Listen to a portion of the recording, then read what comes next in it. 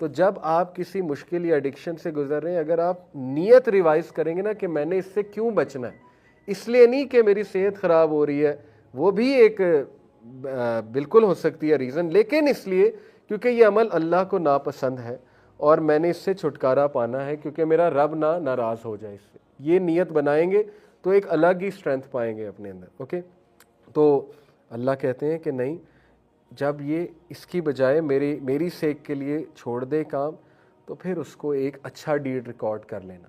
यानी उसने कुछ भी नहीं किया लेकिन सिर्फ उसने गुनाह छोड़ दिया, तो वो डीड एक अच्छा रिकॉर्ड हो गया, पूरा डीड रिकॉर्ड हो गया वो। ओके, ये है अल्लाह सुब्हानहू व तआला के साथ मुखलिस रहने के फ़ायदे। और फिर एक बहुत ज़बरदस्त हदीस है, वेरली रसूलुल्लाह सल्लल्लाहु अलैहि वसल्लम ने फरमाया, verily the world has only 4 kinds of people. दुनिया में 4 किस्म के लोग हैं। There is one whom Allah has granted wealth and knowledge, so he fears his Lord in them, upholds family ties and fulfills the rights of Allah over him. He is in the best position. सबसे बेहतरीन कौन है? जिसको अल्लाह ने दौलत भी दी और knowledge भी दिया। ये बेहतरीन कॉम्बिनेशन। हम अमूमन समझते हैं कि इस्लाम मुफलिसी का नाम है, जबकि रसूलुल्लाह सल्लल्लाहु अलैहि वसल्लम की क्लियर कट हदीस है कि खुशी 4 चीज़ों से भी मिलती है। उसमें दौलत का भी जिक्र है, उसमें नेक बीवी का भी जिक्र है, अच्छी औरत का भी जिक्र है, उसमें घर का भी जिक्र है, अच्छे घर का और अच्छी सवारी का भी जिक्र है। तो हैप्पीनेस का ताल्लुक है इन चीज़ों के साथ, लेकिन जो अल्लाह के पास है वो ज़्यादा बेहतर है। ये भी कॉन्सेप्ट साथ में बता दिया। तो बताया कि बेस्ट कॉम्बिनेशन ये कि आपके पास वेल्थ भी है और इल्म भी है, और आप अल्लाह से डरने वाले हैं, आप सिला रहमी करने वाले हैं, फैमिली टाइज आप होल्ड करते हैं, और अल्लाह के हकूक़ जो है वो आप पूरे करते हैं। ये बेस्ट कॉम्बो है। अगर तो कोई ऐसा है तो ये बेहतरीन है। देयर इज़ वन, फिर फरमाया, फिर ऐसा भी है जिसके पास नॉलेज है लेकिन वेल्थ नहीं है, और उसकी इंटेंशन बहुत सिंसेयर है। तो वो अल्लाह से क्या कहता है कि अल्लाह, इफ़ आई हैड वेल्थ, अगर मेरे पास वेल्थ होती तो I would have acted like this person, तो मैं भी इस बंदे की तरह बहुत खर्च करता।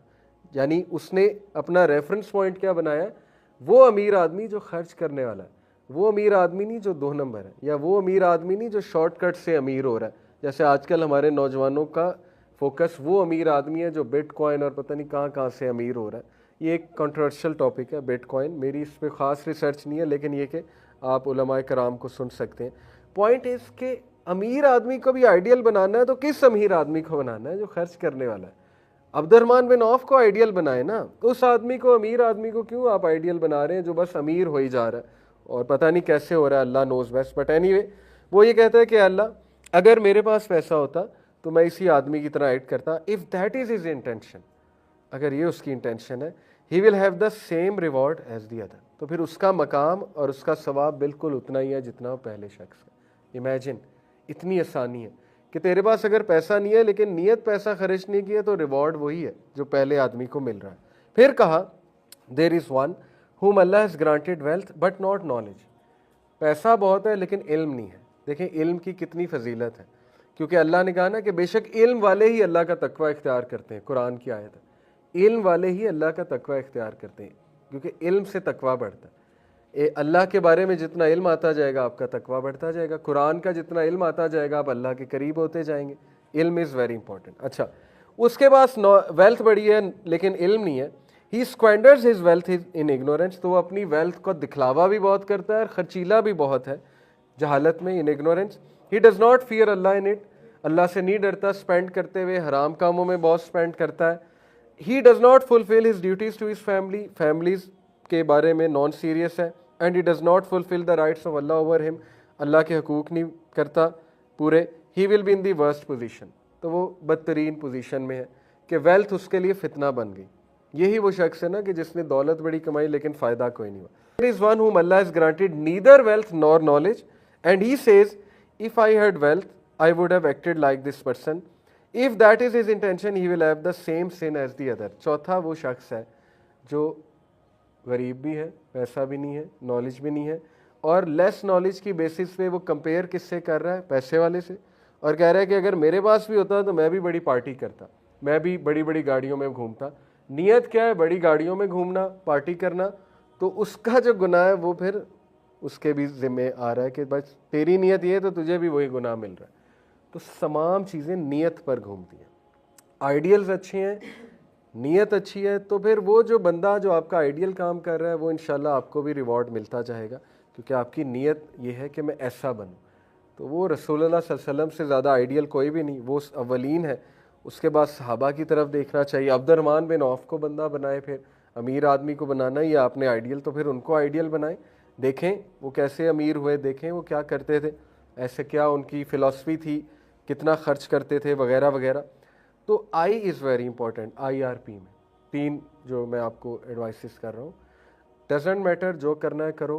मैं तो इवन कहीं किसी लिबरल इदारे में भी जाता हूँ, कहता हूँ अच्छा मलाला यूसुफजई को करना है, सपोर्ट करो। नीयत क्या है, व्हाट्स योर इंटेंशन? कूल बनना है इसलिए सपोर्ट करना है क्योंकि it's cool to support Malala, ये नीयत है, तो फिर ये दुनियावी नीयत है, ये तो एक बेवकूफ़ाना नीयत है। लेकिन अगर इफ़ यू ट्रूली बिलीव कि she is doing something beneficial for society, she is doing something for the rights of girls in the right sense, तो रिवाइज़ करो क्या वाकई ही कर रही है, तो फिर सपोर्ट करो, कोई हर्ज नहीं है। लेकिन आप अगर समझते हो कि नहीं ऐसा नहीं है, तो अपनी इंटेंशन को देखो, मैं क्या कर रहा हूँ। औरत मार्च में जाना है, जाओ, नीयत क्या है जाने की? कि वो उठाऊंगा बड़े बड़े बैनर्स और मेरी तस्वीर आ जाएगी या सोशल मीडिया पे मेरा बयान आ जाएगा, ये नीयत है?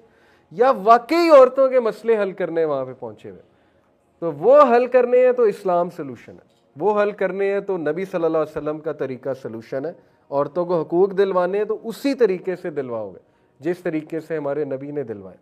जो छोटी बच्चियों को दफनाते थे, वो जो सिस्टम वो था वही सिस्टम है, इसके अलावा कोई सिस्टम। तो नीयत चेक करो, मैं क्यों जा रहा हूँ, मेरी नीयत क्या है वहाँ जाने की, यही बात है असल। किसी इवेंट में पार्टिसिपेट करना है, क्या नीयत है? ये फील्ड चेस करनी, क्या नीयत है? मैंने पब्लिक स्पीकर बनना है, नीयत क्या है? मैंने दाई बनना है, नीयत क्या है? मैंने दीन का काम करना है, नीयत क्या है? किसको प्लीज़ करने के लिए कर रहे हो, सोच लो। ओके, क्योंकि अगर अल्लाह को प्लीज़ करना नीयत नहीं है, फिर जब मुश्किलात आएंगी तो इंसान जो है वो ठप हो जाएगा, क्योंकि उसमें वो चीज़ ही नहीं है। जब बेस ही स्ट्रांग नहीं है, जब वो नवा सीड स्ट्रांग नहीं, तो दरख्त वीक है, उसकी ब्रांचेस भी वीक है।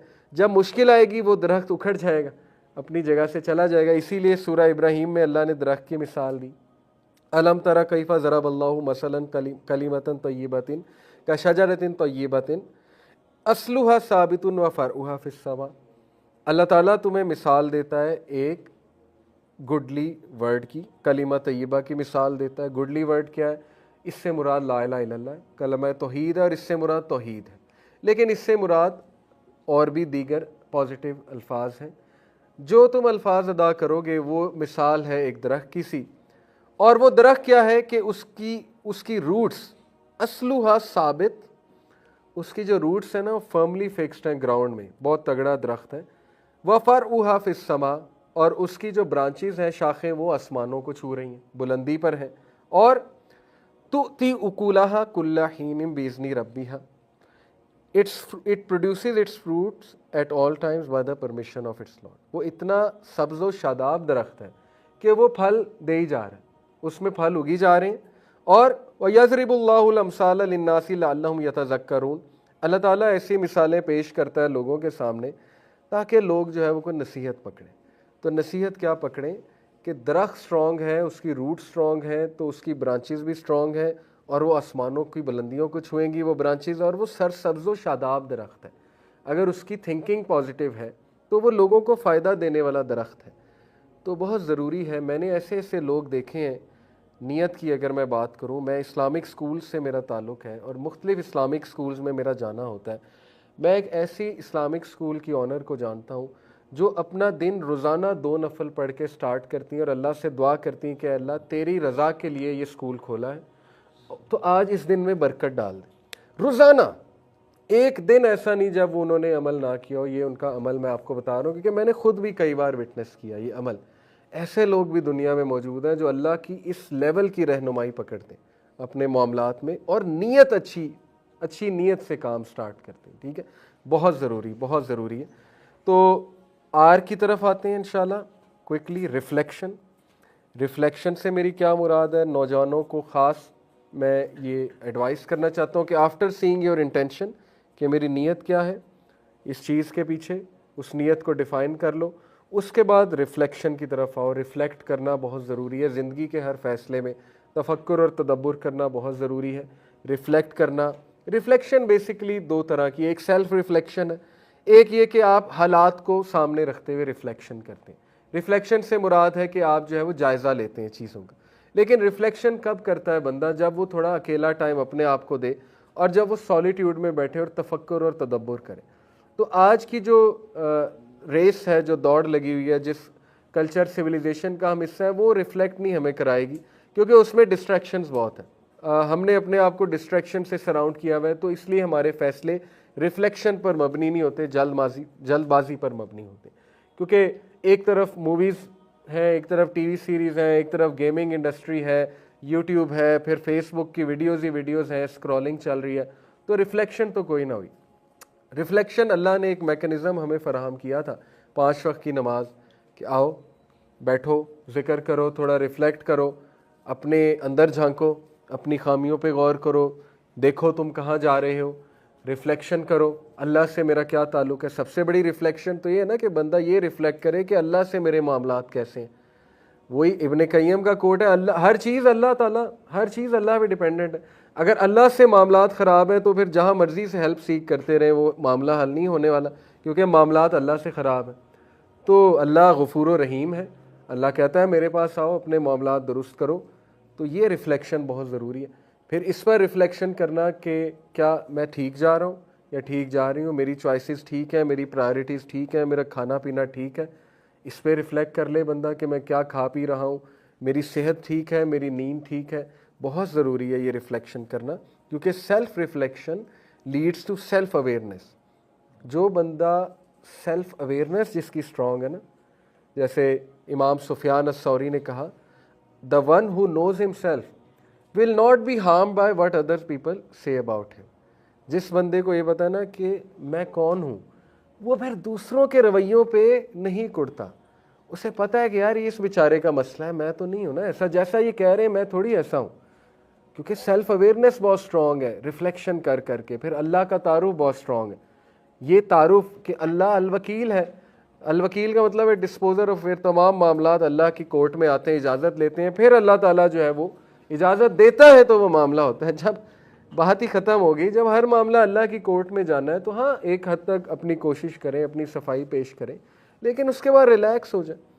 ये चीज़ें रिफ्लेक्शन से आती, इसीलिए रिफ्लेक्शन इबादत है।